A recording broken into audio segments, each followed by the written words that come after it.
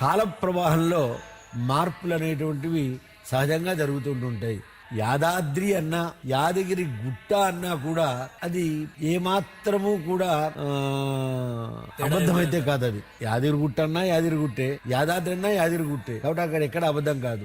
300 సంవత్సరాల క్రితమే స్వామివారికి రచించినటువంటి సుప్రభాతంలో యాదాద్రినాథన్ రుహరే తవ సుప్రభాతం అని 300 సంవత్సరాల క్రితమే వానమామలయ్య స్వామివారు ఈ సుప్రభాతాన్ని చక్కగా ప్రజల్లోకి స్వామివారికి విన్నవించడం జరిగింది. అనగా యాదాద్రి, మొదట యాదాద్రి, యాద అనేటువంటి సంస్కృత శబ్దం, అద్రి అంటే కొండ అని అర్థం.